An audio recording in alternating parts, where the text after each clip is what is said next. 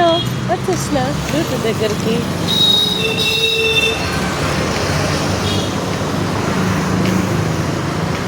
అమ్మయ్య,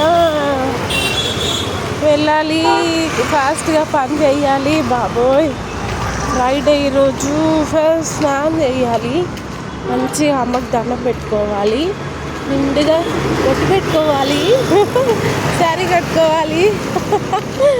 ఫ్రైడే అంటే ఒక పండగలాగా, మండే అంటే ఒక పండగలాగా, ట్యూస్డే అంటే పండగలాగా, సాటర్డే అంటే పండగలాగా. పూజ చేసిన ప్రతిసారి, గుడికి వెళ్ళిన ప్రతిసారి ఒక పండగలాగా ఉంటుంది.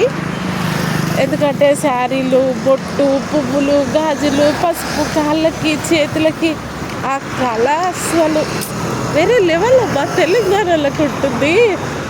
అది చూస్తుంటే ఇట్లా ఎనర్జీగా వచ్చేస్తుంది. మనల్ని మనం చూసుకుంటేనే ఎనర్జీ వస్తుంది. అలా ఉంటుంది అన్నమాట. పూజలు చేసినాం, అవి చేసినప్పుడు, గుడికి వెళ్ళినప్పుడు. ఇంకా బోనాలు అంటే ఎట్లుంటుంది చెప్పు, అస్సలు తగ్గేదే లేదు కదా అన్నట్లుంటుంది. అయితే సండే మండే మాకైతే బోనాలు ఆల్రెడీ 3 బోనాలు అయినాయి నిన్నటితో. ఒకటి గోల్కొండ బోనం నిన్న అయిపోయింది.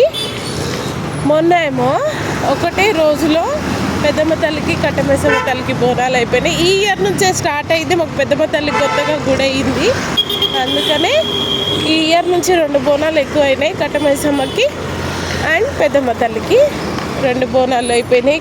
గోల్కొండ ఎల్లమ్మకి బోనం అయిపోయింది. గోల్కొండ బోనం అయితే మనం పర్సనల్ మనం చేసుకుంటాం, మా అక్కలు చేస్తారు, ఎవ్రీ ఇయర్ వెళ్తాం అనమాట. నేను చేయలేదు. అయితే ఇప్పుడు సండే మండే మన ఇంటి దగ్గర బోనాలు, సండే రోజు 2 బోనాలు చేస్తాము. ఇంకా మండే కాళీ మందిర్ ఆరమైసమ్మ టెంపుల్ దగ్గర బోనం అనమాట. Okay, 2 days.